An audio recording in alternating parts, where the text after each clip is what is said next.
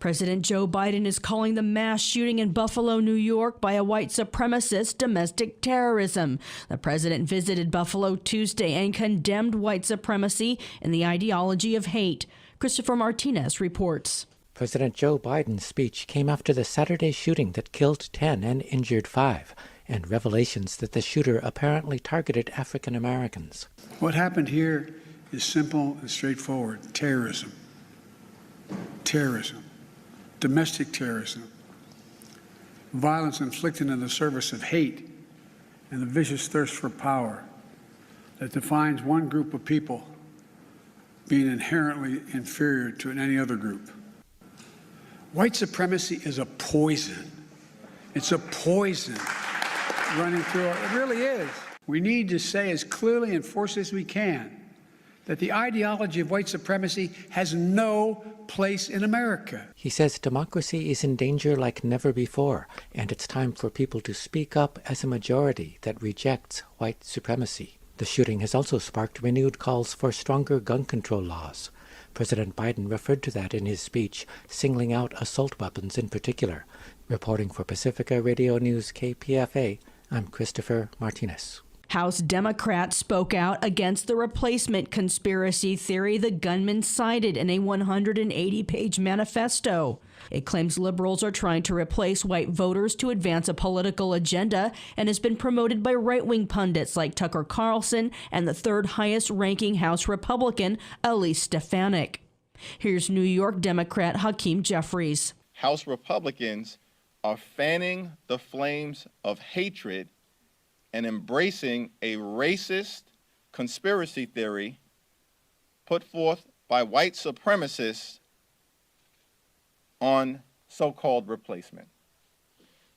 And we're still waiting for a single House Republican leader to denounce replacement theory, the theory that led to the massacre in Buffalo, New York. And I'm hopeful that Elise Stefanik and my colleagues on the other side of the aisle will see the error of their ways to date and change course immediately. Because if they don't, blood will continue to be shed. But Republican leaders sidestepped the issue Tuesday. When asked about replacement theory, Senate Republican Minority Leader Mitch McConnell repeatedly ducked the question. Finland and Sweden have formally applied for NATO membership in response to Russia's war in Ukraine. NATO Secretary General Jens Stoltenberg called it a historic moment. Every nation has the right to choose its own path. You have both made your choice after thorough democratic processes. And I warmly welcome the requests by Finland and Sweden to join NATO.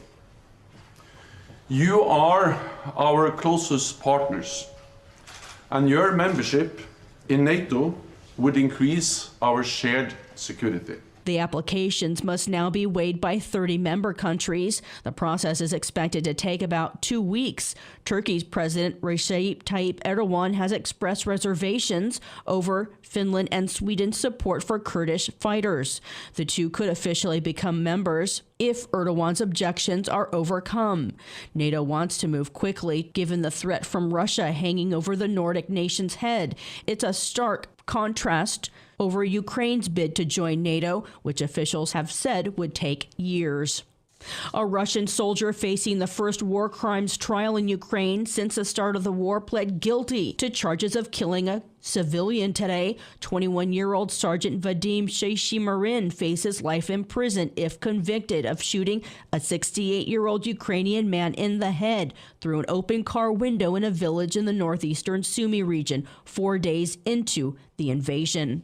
Russia says nearly 1,000 Ukrainian troops defending a giant steel plant in Mariupol have surrendered. The announcement comes as a battle for the strategic port city appears all but over. The fighters face an uncertain future. Ukraine says they hope for a prisoner swap, but Russia's vowing to try at least some of them for war crimes that could include the death penalty. Al Jazeera's reporting Russia's parliament is weighing a proposal to exclude the Azov battalion fighters at the Mariupol steel plant from prisoner swaps. A member of Israel's Knesset party is calling on Prime Minister Naftali Bennett to reveal the identity of the soldier who shot and killed Palestinian-American journalist Shireen Abu Akleh. Ahmed al-Taibi had this fire exchange with Bennett at Israel's parliament. It was translated by Al Jazeera. I'm challenging the Prime Minister Bennett, and I'm telling him in front of everyone that he knows the identity of the officer who shot Shireen. You know from which jeep the officer shot her from. You know the rifle and telescopic lens he used to kill Shireen.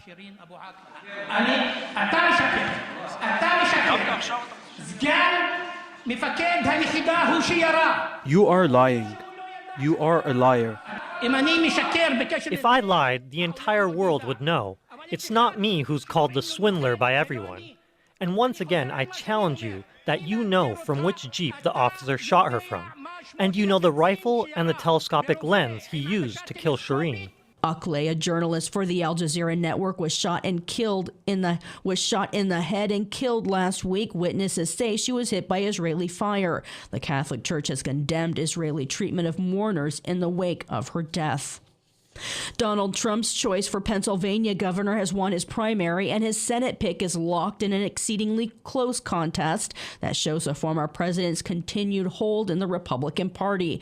Trump's late endorsement helped put the already surging far-right state senator Doug Mastriano over the top in the GOP governor's primary. Mehmet Oz, a celebrity surgeon endorsed by Trump, is locked with former hedge fund manager David McCormick in a race too early to call for the state Senate. In North Carolina, Trump's backed Republican Madison Cawthorn lost his re-election bid over controversial statements he had previously made.